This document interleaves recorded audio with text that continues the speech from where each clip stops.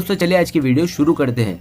दोस्तों वीडियो शुरू करने से पहले मैं आपको एक बात बता दूं कि आपने अभी तक हमारे इस चैनल को सब्सक्राइब नहीं किया हो तो नीचे पर आपको ग्रीन बटन में सब्सक्राइब करके लिखा रहा होगा, इसके ऊपर क्लिक कर लीजिए और साइड में नोटिफिकेशन बेल भी आएगा, उसको भी क्लिक कर लें ताकि आपको मिल सके हमारे अगले वीडियो की नोटिफिकेशन सबसे पहले और आप कुछ नया सीख सके। સૌરાષ્ટ્રની એકમાત્ર સ્કૂલ જ્યાં ટ્રસ્ટી તથા સંચાલકો ડોક્ટર, એન્જિનિયર તથા શિક્ષકો છે એવી Kanabar school of science and commerce કાર્યક્ષેત્ર ધોરણ 5 થી 10, 11-12 સાયન્સ એન્ડ કોમર્સ। દીકરાઓ અને દીકરીઓ માટેના ઉજ્જવળ ભવિષ્ય માટે વાલીઓની પહેલી પસંદગી Kanabar school of science and commerce.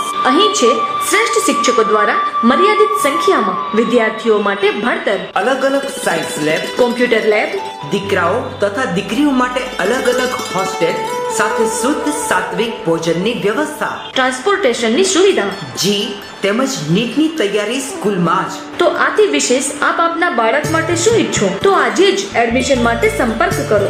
Unit 1 Kanabar school of science and commerce, ખામરોડ ચોકડી, Junagadh bypass, Junagadh. Unit 2 main post ઓફિસની પાછળ શ્યામ વિદ્યાલય, સરકારી ગોડાઉન પાસે, ગાંધીગ્રામ, જુનાગઢ। નમસ્તે વિદ્યાર્થી મિત્રો, ગયા લેક્ચરમાં આપણે લોકોએ કક્ષકોના સંમિશ્રણ, જુદી જુદી કક્ષકોના સંકલન અને તેના પ્રકારો વિશે અભ્યાસ કર્યો। હવે આજે આપણે ખૂબ જ અગત્યનો એવો પોઈન્ટ આણ્વીય કક્ષકવાદ વિશે અભ્યાસ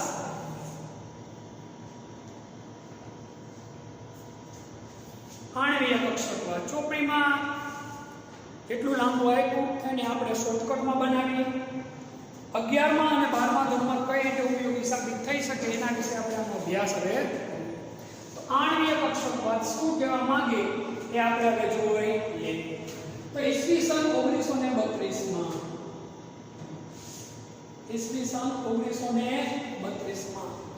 એફ હુન્ડ, કોણ તો કે ભાઈ એફ હુન્ડ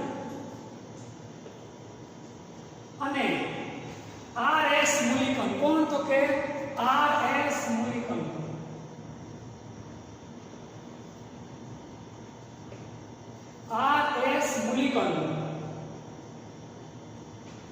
આ વાત વિકસાવ્યો।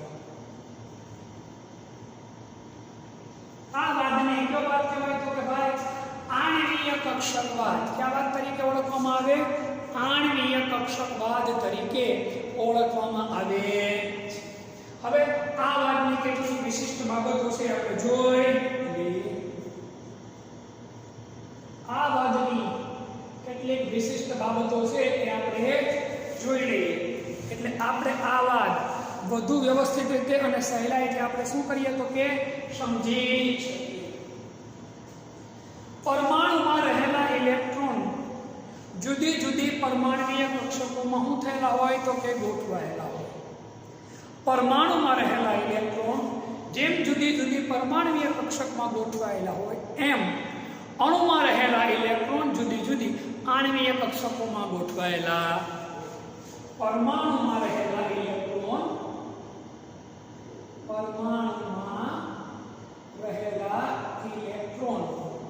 જેમ જુદી જુદી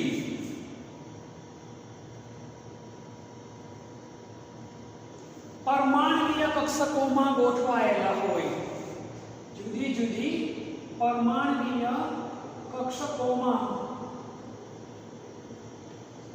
ગોઠવાયેલા હોય તેમ અણુમાં રહેલા ઇલેક્ટ્રોન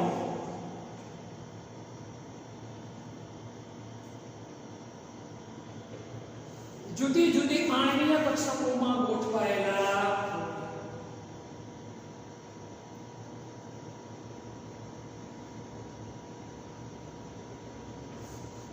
જુદી જુદી આણ્વીય કક્ષકોમાં ગોઠવાયેલા પરમાણુમાં રહેલા ઇલેક્ટ્રોન પરમાણ્વીય કક્ષકોમાં ગોઠવાયેલા હોય એવી જ રીતે અણુમાં રહેલા ઇલેક્ટ્રોન આણ્વીય કક્ષકોમાં ગોઠવાયેલા।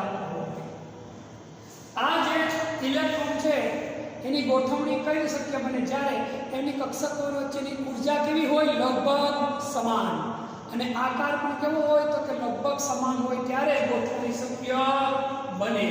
ઊર્જાનો તફાવત કેવો હોય? નહિવત હોય. અને ગોઠવણી કેવી હોય તો કે સંમિત.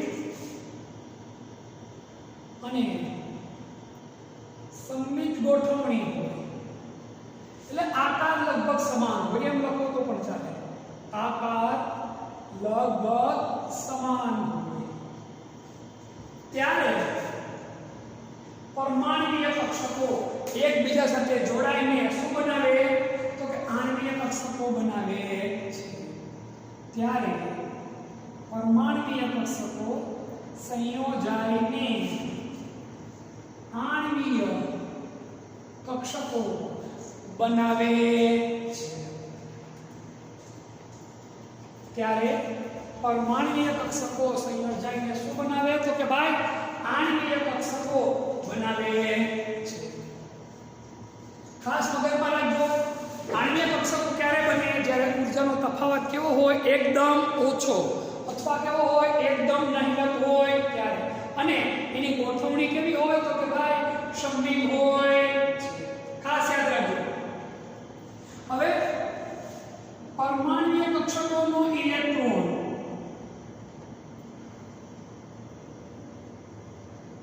એક પરમાણુ કેન્દ્રથી એક પરમાણુના કેન્દ્રથી પરમાણ્વીય કક્ષકની વાત કરીએ. કોઈ પણ એક પરમાણુ છે, દાખલા તરીકે આપણે વાત કરીએ પરમાણુની તો ભાઈ આ બોરોનનો પરમાણુ, આનો જે આ ઇલેક્ટ્રોન છે, આ ઇલેક્ટ્રોન છે એ એક પરમાણુના કેન્દ્રથી અસર પામે. કેટલા પરમાણુના કેન્દ્રથી અસર પામે તો કે એક પરમાણુના કેન્દ્રથી અસર પામે છે. કારણ કે એને માત્ર ક્યાં કેન્દ્રને લાગુ પડે તો કે આ કેન્દ્ર લાગુ પડે. જ્યારે આણ્વીય કક્ષકોનો ઇલેક્ટ્રોન અણુમાં જેટલા પરમાણુ આવેલા હોય, અણુમાં 2 પરમાણુ હોય, 3 હોય, 4 હોય, ગમે એટલા હોય, અણુમાં જેટલા પરમાણુ આવેલા હોય તેના કેન્દ્રથી અસર પામે છે. આણ્વીય કક્ષકોના ઇલેક્ટ્રોન છે એ અણુમાં જેટલા પરમાણુ આવેલા હોય તેના કેન્દ્રોથી શું પામે તો કે ભાઈ અસર પામે છે. હવે તમને સ્ક્રીનશોટ લઈ લો, પછી એમાં ચોથો પોઈન્ટ છે એમાં ભણાવીએ, કારણ કે આ મુદ્દાઓ બધા અગત્યના છે આપણે આણ્વીય કક્ષકવાદ માટે. તમને સ્ક્રીનશોટ લઈ લો, ફરીવાર ત્રણેય પોઈન્ટ સમજાવી દો. 1932 માં F1 અને RS મૂલ્યોને આણ્વીય કક્ષકવાદ આપ્યો. પરમાણુમાં આની વિશિષ્ટ બાબતો: પરમાણુમાં રહેલા ઇલેક્ટ્રોન જેમ જુદી જુદી પરમાણ્વીય કક્ષકોમાં ગોઠવાયેલા હોય એવી જ રીતે અણુમાં રહેલા ઇલેક્ટ્રોન જુદી જુદી આણ્વીય કક્ષકોમાં ગોઠવાયેલા હોય. ઊર્જાનો તફાવત નહિવત હોય અને ગોઠવણી કેવી હોય તો કે સંમિત હોય. કેવી હોય? સંમિત હોય. આકાર સમાન હોય લગભગ. ત્યારે પરમાણ્વીય કક્ષકો જોડાઈને શું બનાવે તો કે આણ્વીય કક્ષકો બનાવે છે. પરમાણ્વીય કક્ષકોમાં ઇલેક્ટ્રોન એક પરમાણુના કેન્દ્રથી અસર પામે, જ્યારે આણ્વીય કક્ષકોનો ઇલેક્ટ્રોન અણુમાં જેટલા પરમાણુ આવેલા હોય એના કેન્દ્રથી શું પામે તો કે અસર પામે છે. ચોથો પોઈન્ટ પછી લખાવો, આઈડી લખી નાખો.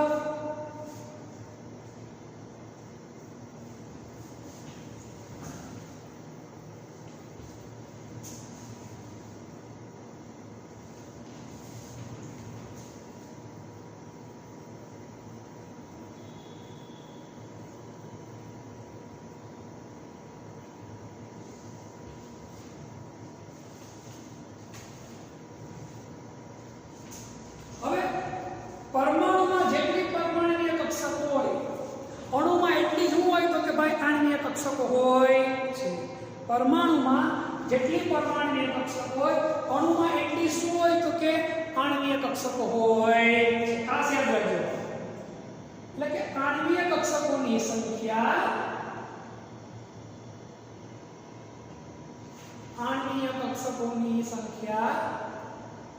પરમાણ્વીય કક્ષકોની સંખ્યા જેટલી જ હોય છે. બંનેની સંખ્યા કેવી હોય તો કે સમાન હોય.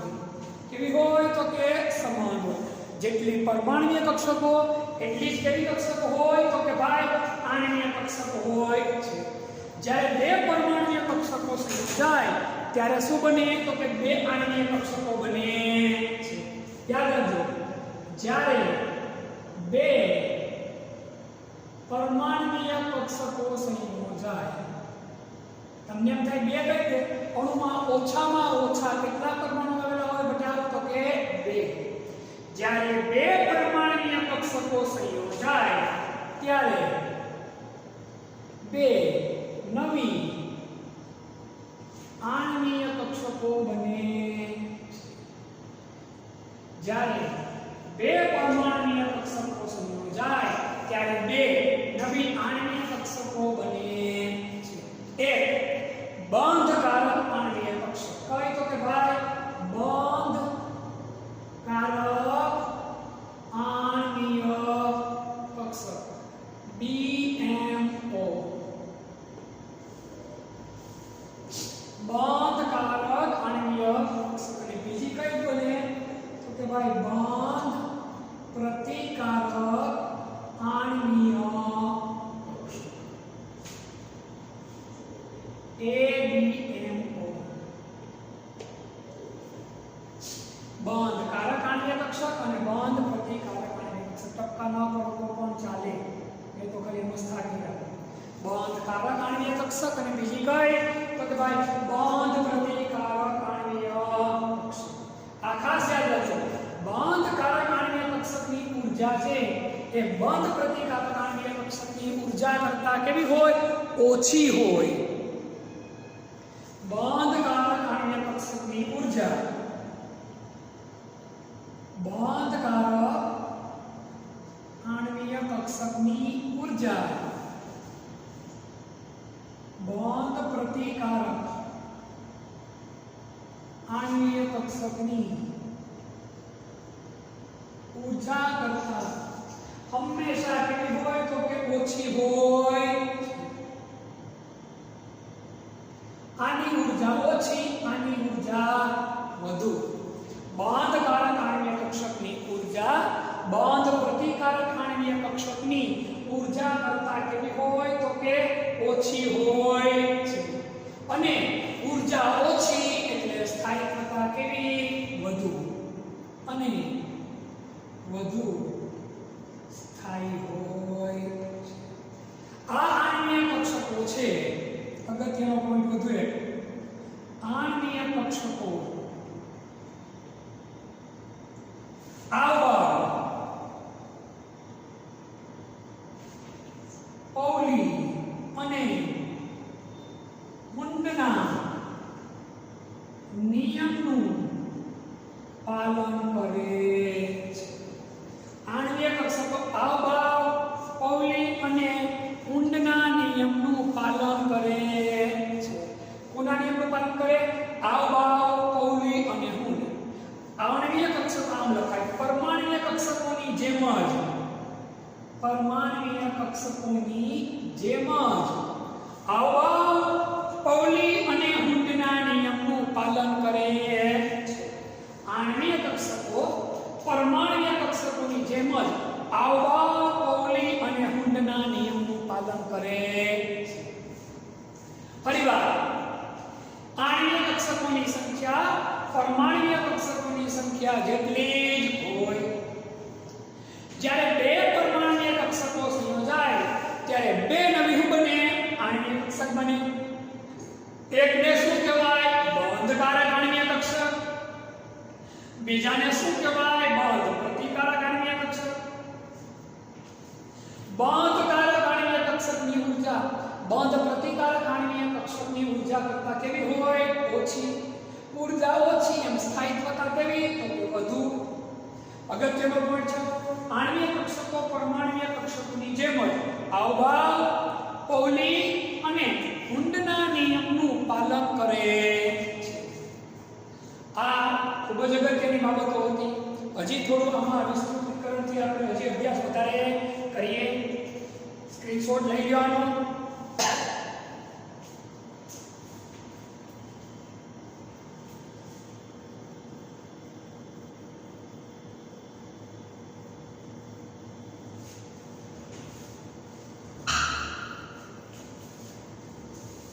અમે તમને કીધું હતું કે બે પરમાણ્વીય કક્ષકો એકબીજા જોડાઈને બે નવી આણ્વીય કક્ષક બનાવે. એક કઈ બનાવે તો કે ભાઈ બંધકારક, અને બીજી કઈ બંધ પ્રતિકારક આણ્વીય કક્ષક. હવે એના વિશે જરા જોઈ લઈએ વધારે આગળમાં.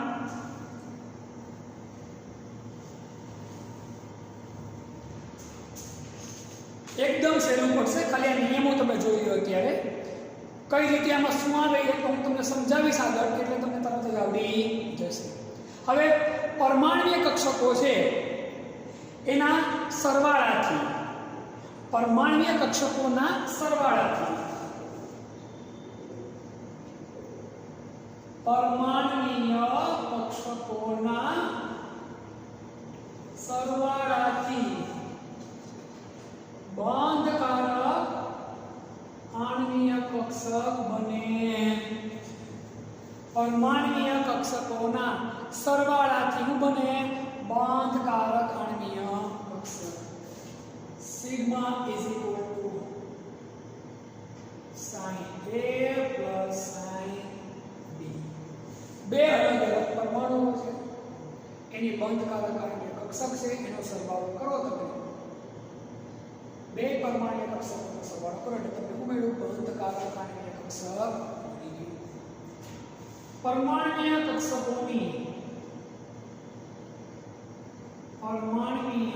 કક્ષકોની બાદબાકીથી બંધ પ્રતિકારક આણ્વીય કક્ષક બને. બંધ પ્રતિકારક આણ્વીય કક્ષક બને.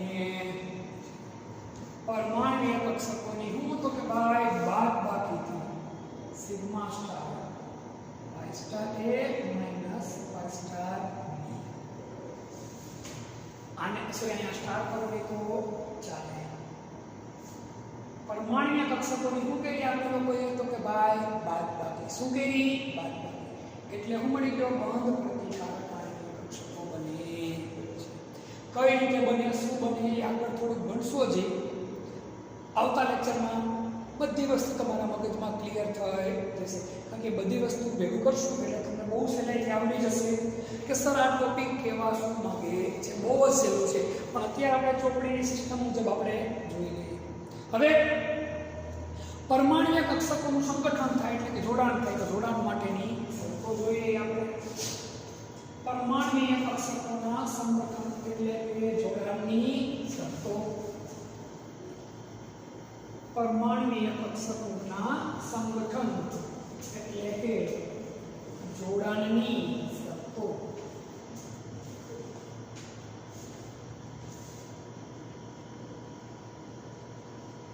પરમાણ્વીય કક્ષકોના સંગઠન અથવા તો જોડાણની શરતો.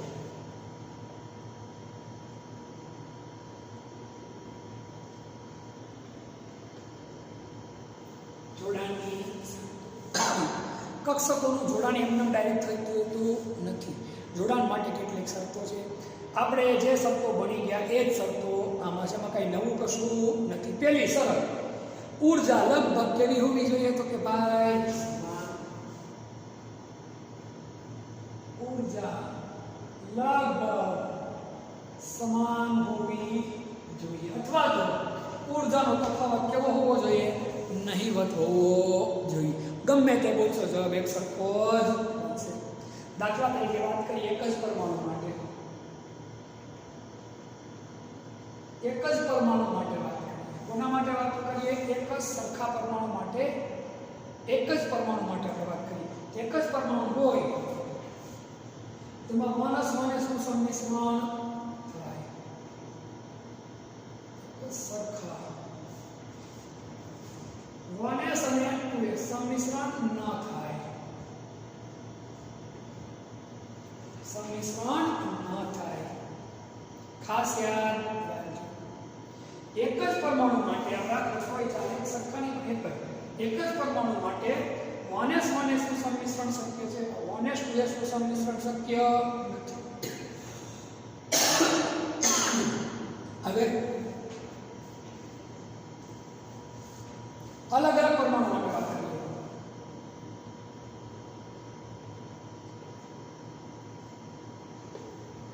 એક પરમાણુની 1s અને બીજા પરમાણુની 2s.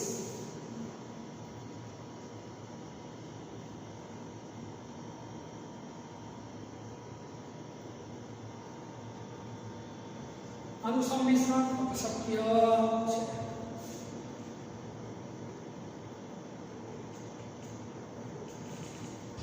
સંમિશ્રણ થાય અને પણ સંમિશ્રણ થાય, અહીંયા સંમિશ્રણ થાય નહીં. આ ખાસ વાત મગજમાં આપણે ઉતારવાની. બીજે શરત આપણે લોકો કીધું અક્ષ ઉપર સમાન રીતે સમમિતિ હોવી જોઈએ, એટલે કે આકાર લગભગ કેવો હોવો જોઈએ, તો કે ભાઈ સમાન હોવો જોઈએ. અક્ષ પર સમાન સમમિતિ હોવી,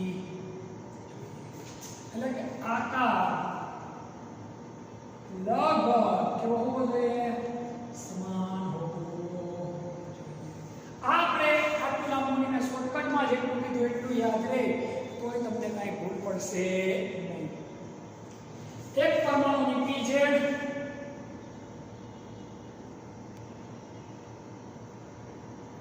બીજા પરમાણુની pz, આ બંને હોય તો બંને વચ્ચે સંમિશ્રણ થાય.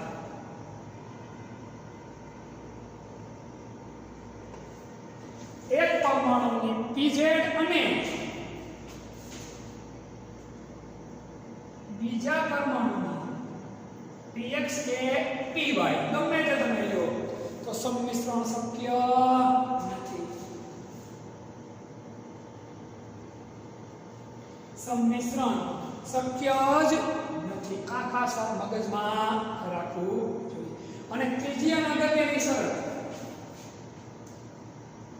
કક્ષકોનું, કોનું, તો કે ભાઈ કક્ષકોનું વધુમાં વધુ માત્રામાં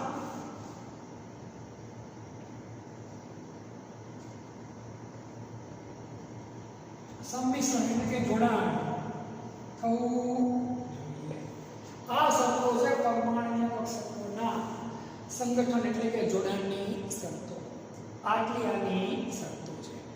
આ ત્રણ શરતો જ આપણે યાદ રાખવાની. આ એટલે જો કે આ શરતો છે આપણે ભણી ગયા એ જ વસ્તુ પોઈન્ટ છે, કશું નવું આમાં કરવાનું થતું આપણા માટે નથી. હવે આણ્વીય કક્ષકોના પ્રકારો જોઈએ. આણ્વીય કક્ષકોના પ્રકાર, એમાં આણ્વીય કક્ષકો છે એ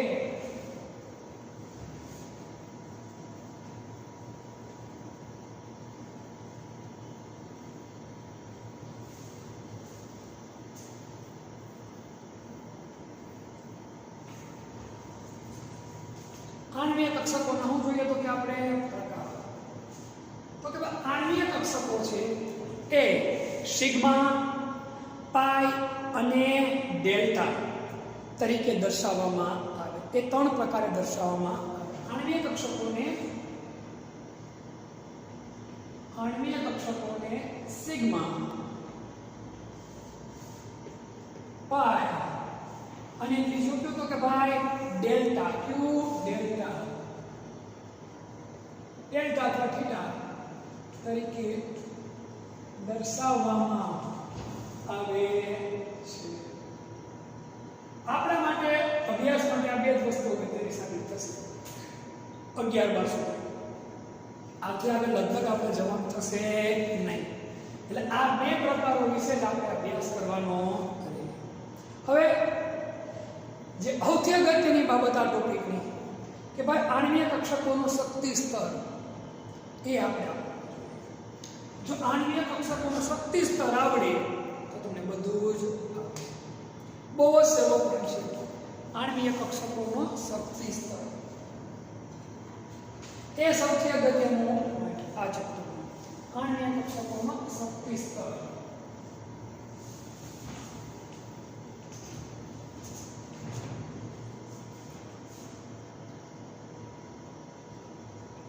આણ્વીય કક્ષકોનો શક્તિ જો એક જ સરખા પરમાણુમાંથી અણુ બનાવ્યા હોય તો નાઇટ્રોજન સુધી, N2 સુધી, અથવા તો 14 ઇલેક્ટ્રોન હોય ત્યાં સુધી. ક્યાં સુધી તમને લોકોને વાત કરું? 14 ઇલેક્ટ્રોન સુધી.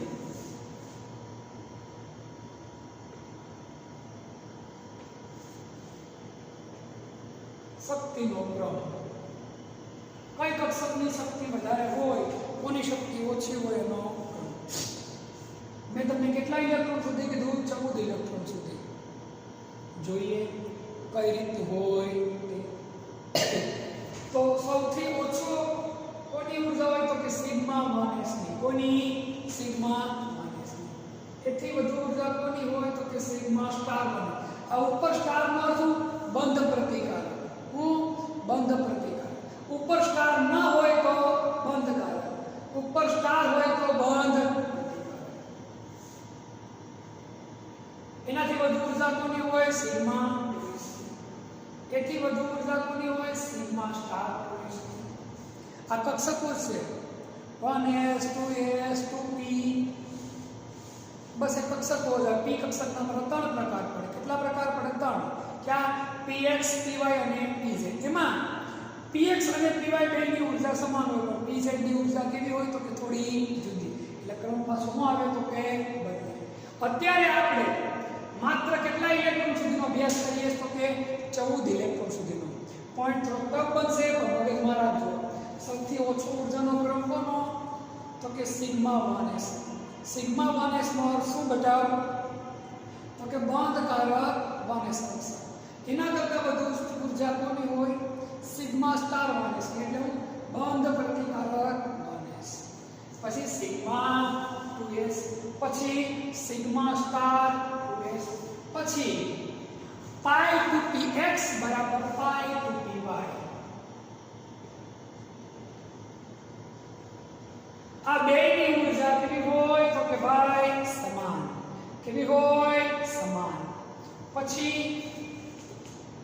તો કે ભાઈ સિગ્મા 2pz. કારણ કે p કક્ષકની પેટા કક્ષકો કેટલી હોય? 3. x y અને z. અહીંયા હું શબ્દ લખ્યો સિગ્મા 2pz. પછી એનાથી વધુ ઉર્જા કોની આવે તો કે ભાઈ પાઈ સ્ટાર 2px બરાબર પાઈ સ્ટાર 2py. કોણ? તો કે ભાઈ પાઈ સ્ટાર 2px બરાબર પાઈ સ્ટાર 2py.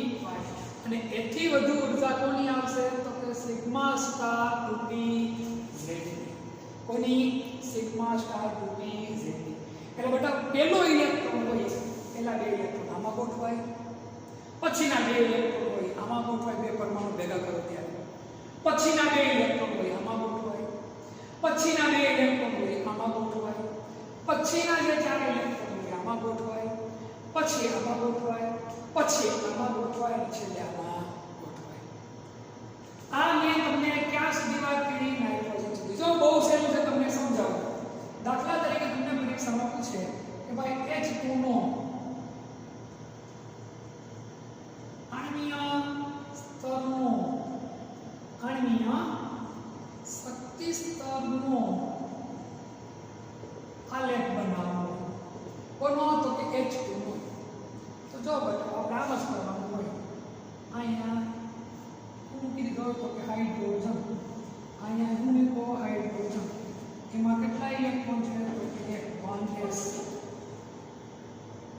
કેટલા ઇલેક્ટ્રોન છે તો કે હવે માહિતી આપણે જોડાણ કરી નામ.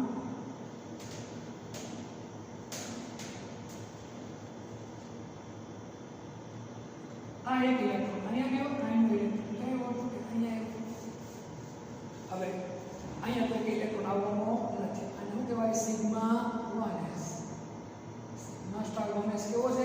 ખાલી બની ગયો. પહેલો ઇલેક્ટ્રોન એમાં જોડાય સિગ્મા 1s.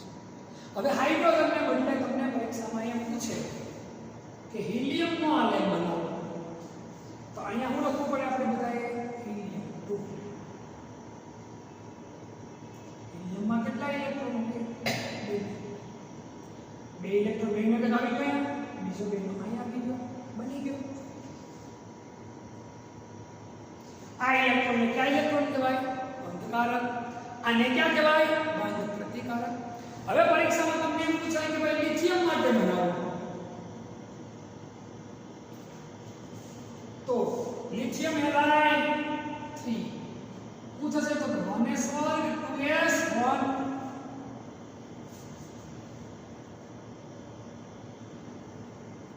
એની 2s કક્ષકમાં કેટલા ઇલેક્ટ્રોન છે? એક જ ઇલેક્ટ્રોન છે. સેમ આ રીતે પાછું થશે. એક અહીંથી અને એક અહીંથી. આ હું મેં વાપર્યું આપણે sigma 2s sigma star 2s માં તો આપણે કંઈ કરવાનું થશે નહીં, કારણ કે ઇલેક્ટ્રોન બેરિલિયમ નો પૂછે તમને તો Be4 1s વર્ગ 2s વર્ગ. તો જો મુકાઈ ગયો સિગ્મા સ્ટાર 2s. થઈ ગઈ બહુ સહેલી વસ્તુ. બોરોન નો પૂછે B5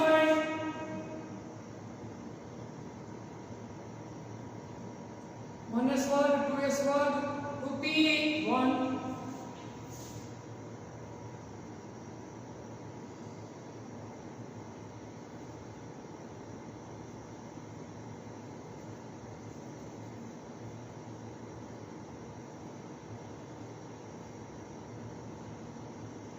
2px માં એક ઇલેક્ટ્રોન દાખલ છે બોરોનમાં. તો જો બોરોન માટે શું થશે? તો કે આમ થશે.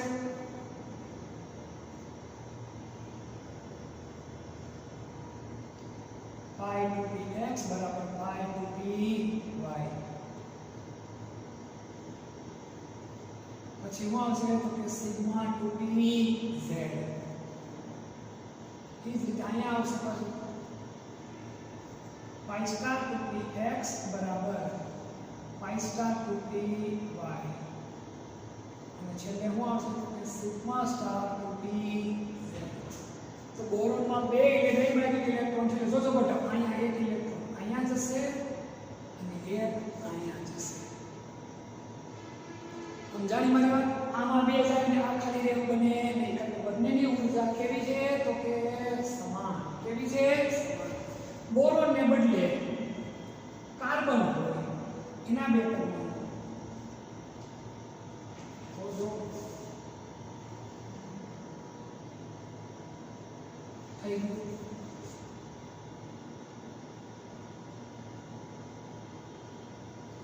એને બદલે નાઇટ્રોજન હોય N7.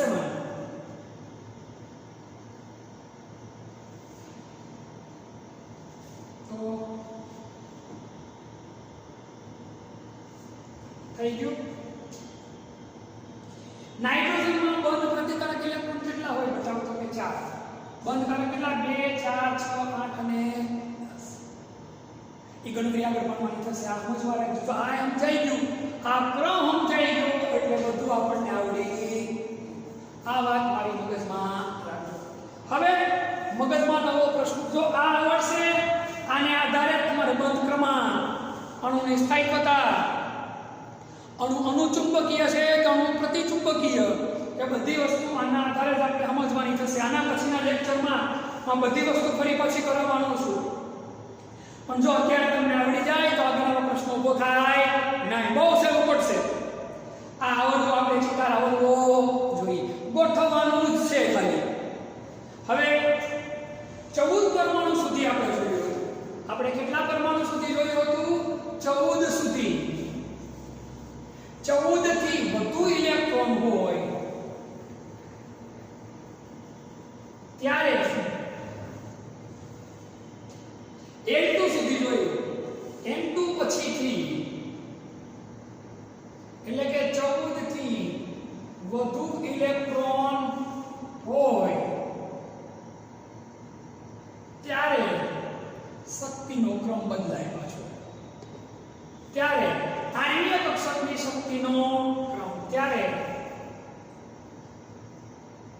આણ્વીય કક્ષકની શક્તિનો ક્રમ, ત્યારે આણ્વીય કક્ષકની શક્તિનો ક્રમ આપણે લોકો જોઈએ. જો એમાં માત્ર ને માત્ર કેટલો ફેર પડે એ જ આપણે લોકોએ જોવાનું છે.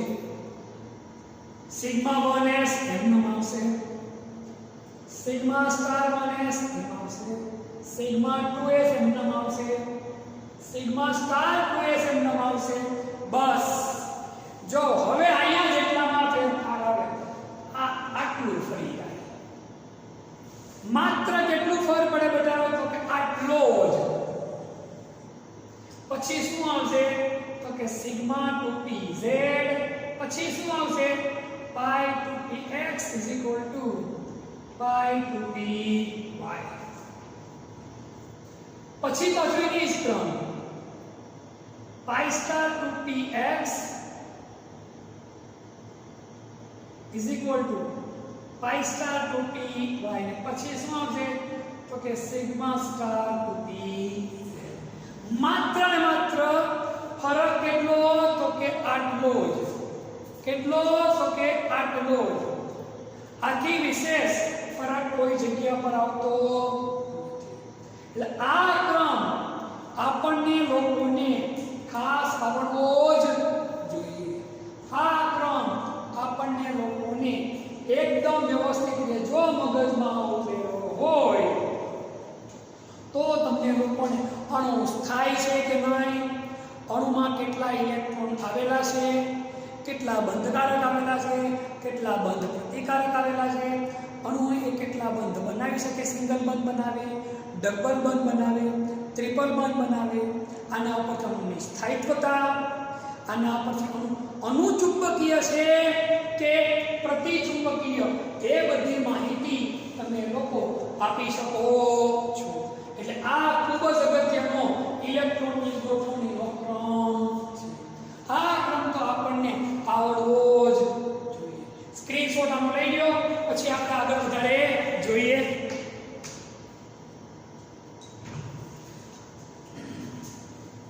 હવે મેં તમને 1 થી 14 ઇલેક્ટ્રોન સુધીનો ક્રમ મેં તમને સમજાવ્યો હતો, એનો આધારિત ચિત્ર આલેખ્યો.